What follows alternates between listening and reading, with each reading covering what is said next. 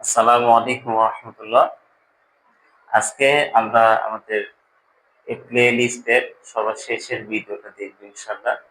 আজকের এই ভিডিওতে আমরা যে জিনিসটা আলোচনা করবো এটা হচ্ছে পিথাগোরাসের উপপাদ্য। আমরা জানি যে পিথাগোরাস কি বলছিল না বলছিল। পিথাগোরাস অনেক আগের একজন বিজ্ঞানী, বিজ্ঞানী না, একটা গণিত শাস্ত্র নিয়ে কাজ করছে।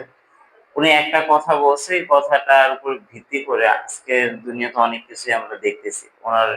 ওনার আবিষ্কারটা অনেক বড় একটা আবিষ্কার ছিল। আচ্ছা, অনেক ছোট একটা জিনিস, যে উনি সমকোণী ত্রিভুজ নিয়ে কথা বলছে। সমকোণী ত্রিভুজ আমরা যে দেখছি,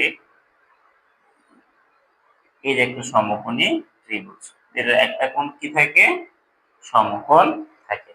সমকোণী ত্রিভুজে আমি দেখতেছি এটা হচ্ছে আমাদের যেটা মাটির সাথে সোজা ভাবে দেখতেছি, এটাকে আমি ভূমি বলবো। আর একেবারে সোজা ভাবে যেটা দাঁড়ায় আছে এটাকে আমরা লম্ব বলবো। ঠিক আছে। আচ্ছা, যেটা একেবারে নিচে শোয়ানো এটাকে আমরা ভূমি, আর এটা সোজা ভাবে যেটা দাঁড়ানো এটাকে আমরা কি বলবো, লম্ব বলবো। আমরা আরেকটা জিনিস একটু বলি, আমরা সবসময় ভূমির সাথে একটা কোণ, যে কোনো একটা কোণ থিটা বা আলফা কেউ কেউ দিয়ে রাখে, অবশ্যই ভূমির সাথে কোণটা হবে। হ্যাঁ, ওকে। তাহলে এটা হবে আমাদের ভূমি, এটা হবে আমাদের লম্ব, আর এটা হবে আমাদের কি, অতিভুজ। অতিভুজ, ওকে। যে আচ্ছা, আরেকটা জিনিস একটুখানি বলেই রাখি, আমাদের এইটাই হচ্ছে প্রকৃত চিত্র। অনেকে কি করে বা আমরা অনেক সময় দেখব, আমাদের চিত্রটাকে উল্টা ভাবে দেওয়া হয়েছে।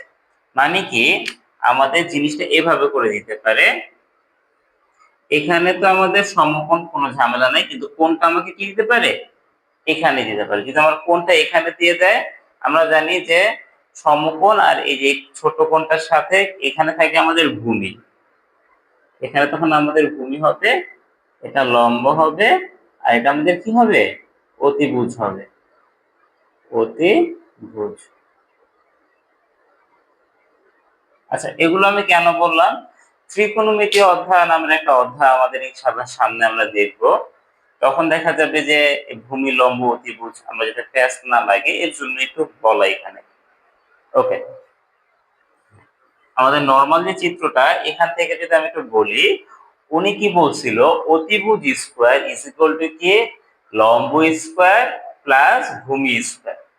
মানে আমরা যদি করি কি, যে আমি একটু নাম দিলাম এ বি সি, আমি লিখতে পারি ওনার কথা অনুসারে এ সি স্কোয়ার মানে অতিভুজ স্কোয়ার ইজ ইকুয়াল টু কি, লম্ব স্কোয়ার। লম্ব মানে কি আমাদের এ বি স্কোয়ার যোগ ভূমি স্কোয়ার কি, বিসি স্কোয়ার। যদি এটা বাংলায় লিখতাম তাহলে আমাদের এরকম দাঁড়াইতো, অতিভুজ স্কোয়ার ইজ ইকুয়াল টু কি, লম্ব স্কোয়ার যোগ ভূমি স্কোয়ার। এটা হচ্ছে তার সূত্র। যদি এটা আমি বাংলায় বলতে যাই, জিনিসটা কেমন শোনায়, যে একটা সমকোণী ত্রিভুজের অতিভুজের বর্গ, অতিভুজের বর্গ, অতিভুজের যদি আমি বর্গ করি, বর্গফল যেটা হবে বর্গ লম্ব এবং ভূমির বর্গের সমষ্টির সমান। অতিভুজের বর্গ লম্ব এবং ভূমির বর্গের সমষ্টির সমান। আচ্ছা, আশা রাখি আমরা এতটুকু বুঝতে পারছি, একটা সমকোণী ত্রিভুজের অতিভুজের বর্গ এর লম্ব আর ভূমির বর্গের সমষ্টির সমান। এটা আমি বর্গ করছি, আর দেখো এখানে আমি কি করছি, লম্বেরও বর্গ করছি, ভূমিরও বর্গ করছি। সমষ্টি মানে যোগ করে দেওয়া, মানে দুটাকে যোগ করে দেওয়া। আচ্ছা, এটা হচ্ছে আমাদের তার সূত্র। হ্যাঁ, ইনশাল্লাহ। আচ্ছা, আমরা যেহেতু সূত্র পেয়ে গেছি, তাহলে আমরা একটা ম্যাথ করে ফেলি।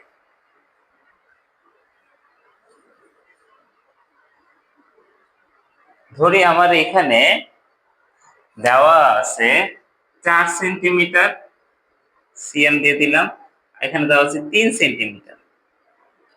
এখন আমাকে বলছে যে আমি ভূমি জানি, আমরা লম্ব জানি, আমি অতিভুজটাকে জানি না, অতিভুজের মান কত। তখন আমাকে বললো অতিভুজটা কত, মানে আমাদের এই অতিভুজের মানটা আমি জানি না, এই অতিভুজটা কত আমাকে বলে দিল। তাহলে আমি কেমনে করে কি করব, আচ্ছা, আমরা পিথাগোরাসের সূত্র অনুসারে ফার্স্টে লিখবো। লিখে আমরা যে এই সূত্রটা লিখলাম না, এই সূত্রটা কি করবো আবারও এখানে লিখবো। লেখার পরে বাকি যে কাজটা আমরা করব এটা হচ্ছে যে আমরা জানি অতিভুজ স্কয়ার মানে AC square is equal two AB square যোগ BC স্কয়ার মানে কি অতিভুজ মানে AC square is equal to লম্ব মানে কি AB স্কয়ার প্লাস BC আমাদের ভূমি স্কয়ার। এখানে যদি আমি একটু খেয়াল করি আমাদের AB এর মান কত? AB এর মান হচ্ছে আমাদের 4, BC এর মান কত? BC এর মান হচ্ছে আমাদের 3, ঠিক না? আচ্ছা, এটা CM লিখে দিই, CM। আচ্ছা, ম্যাথ করার সময় আমরা কোনো একক বসাবো না, এখানে সেন্টিমিটার দিতে পারে, মিটার দিতে পারে, ঠিক না? ম্যাথের সময় ম্যাথ করে যাবো নরমালি।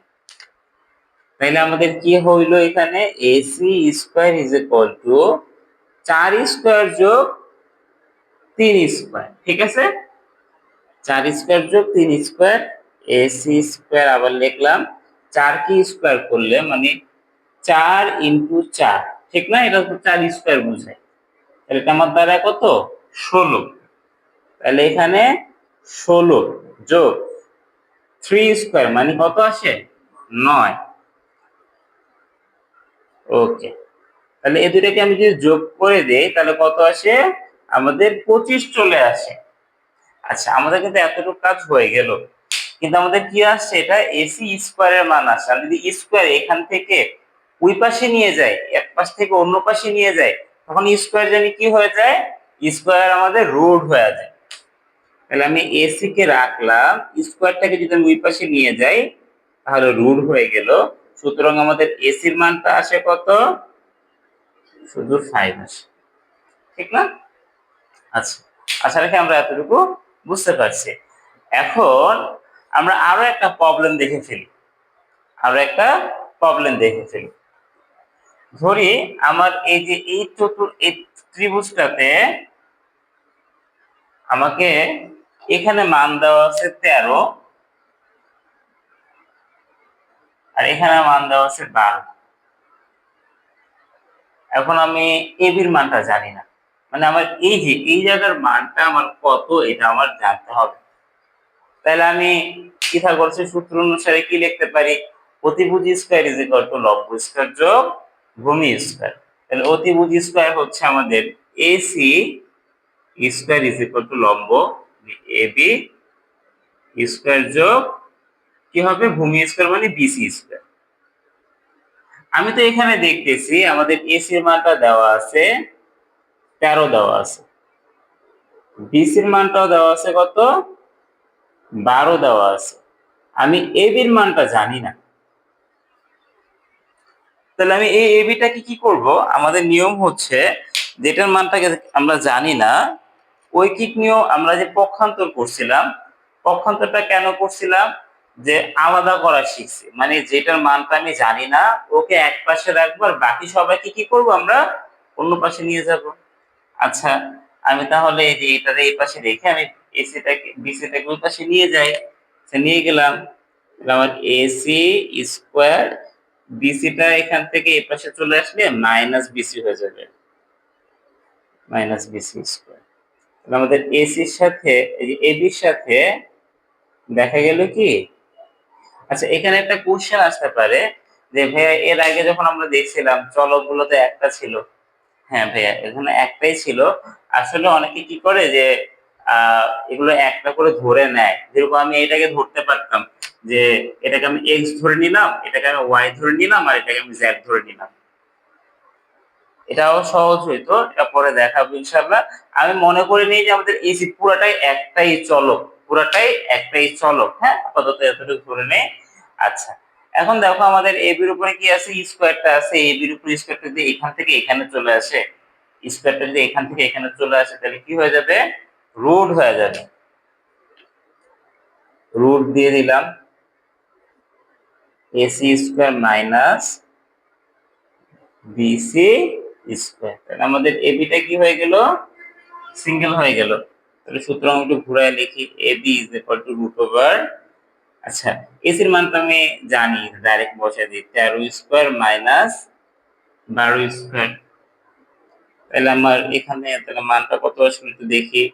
রুট ওভার 13 স্কোয়ার করলে আমরা জানি এত আসে, 12 স্কোয়ার করলে এত আসবে, একটু করে দেখবো, হ্যাঁ গুণটা করে দেখবো। আর এটা এখানেও আসে 25, তাহলে আমার মান আসবে শুধু 5। সুতরাং আমাদের এ বির মান কত আসলো? সুতরাং আমাদের এ বির মান আসছে হচ্ছে 5। আশা রাখি আমরা এতটুকু বুঝতে পারছি। আচ্ছা, যেহেতু বলছিলাম যে আমি যদি এক্স ওয়াই জেড ধরে নিতাম তাহলে কেমনে করতাম, তাহলে আমি কিন্তু লিখতে পারতাম যে এখানে, তখন আমি এইভাবে করে লিখতাম। আচ্ছা আমি একটু বুঝি, আশা রাখি এতটুকু আমাদের বুঝে আসছে। তখন আমি লিখতাম যে এক্স আমরা জানি না, ওয়াই এর মান হচ্ছে 13 আর জেড এর মান হচ্ছে আমাদের 12। তাহলে আমরা কি লিখতে পারতাম, এখানে অতিভুজ হচ্ছে y, y square is equal to লম্ব হচ্ছে x square plus z square, ঠিক না? আর আমাদের এক্স এর মানটা লাগতো, আমি এটাকে নিয়ে আসতাম, খুব সহজ এই জিনিসটা। আমাদের এক্সটা কি হইতো, এখানে সিঙ্গেল হয়ে যেত, এখান থেকে স্কোয়ারটা এই পাশে আসলে কি হয়ে যাবে, রুট হয়ে যাবে, মানে আমাদের এক্স আলাদা হয়ে গেছে। তারপর আমরা কি করতাম, পরে মানটা বসায় দিতাম, ঠিক না ইনশাআল্লাহ?